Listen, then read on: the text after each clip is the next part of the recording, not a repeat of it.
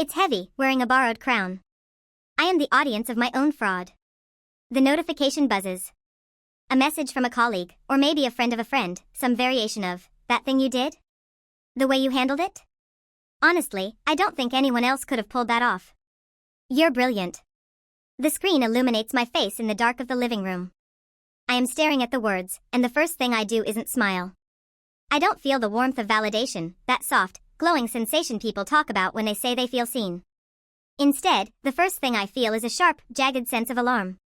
My stomach drops, just a fraction, a micro-reaction that has become so routine I barely register it as anything other than a physical necessity, like breathing. They don't know. That is the internal mantra. They don't know that I was just guessing. They don't know that I spent 3 hours hyperventilating over a spreadsheet because I couldn't remember how to use a basic function.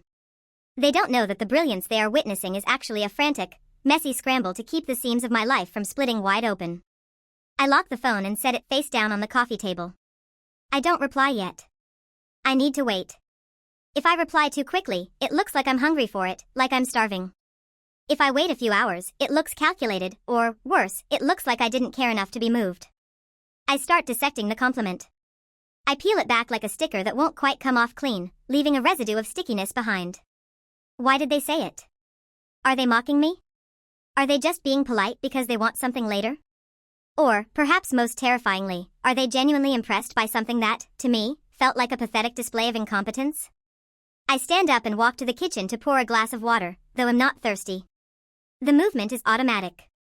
I find myself checking the reflection in the dark oven glass. I look the same. I always look the same.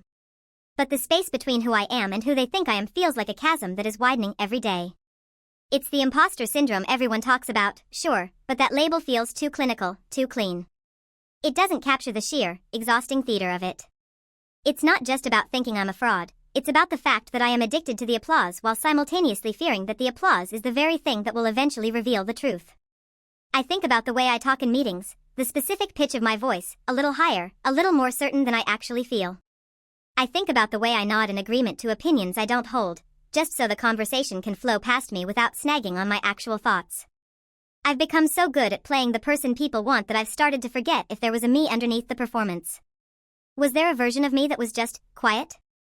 That was just enough? I walk back to the couch and pick up the phone again. My thumbs hover over the glass. I start typing, "Thank you so much, that really means a lot." I stop. It's a lie. It doesn't mean a lot. It means nothing. It's just noise that creates more pressure. Now, because they think I'm brilliant, I have to be brilliant again tomorrow. The bar has been moved, and I didn't ask for it to be moved. I was perfectly comfortable in the basement, and now I'm being asked to climb a ladder I never agreed to build. I delete the message. I retype it. I change really to truly. I change the punctuation. I settle on something that sounds modest, something that deflects the praise just enough to stay in the safe zone. You're too kind, honestly. I just got lucky with the timing.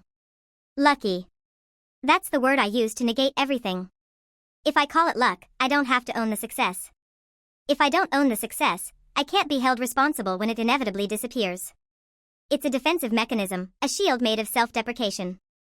If I say I'm a mess before they have the chance to figure it out, then I'm not a fraud, I'm just honest. I sink into the cushions, looking at the ceiling. The silence in the apartment is heavy.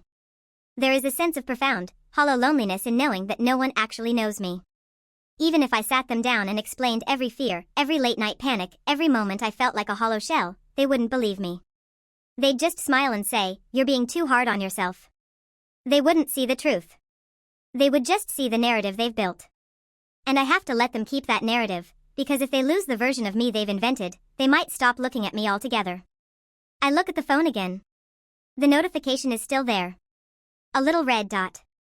A tiny, glowing reminder of the distance between the world and the person inside this skin. I want to tell the truth. I want to say, I am terrified and I don't know what I'm doing.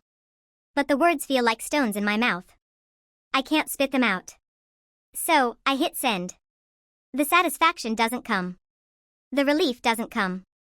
Just the anticipation of the next time, the next praise, the next moment I have to hold my breath and hope that no one notices that the person they are applauding has already left the building. I'm just an observer of my own life, watching the version of me that everyone else loves succeed, while I stand in the wings, waiting for the curtain to fall so I can finally, silently, let go. I turn off the lights. The room goes black. It feels like home.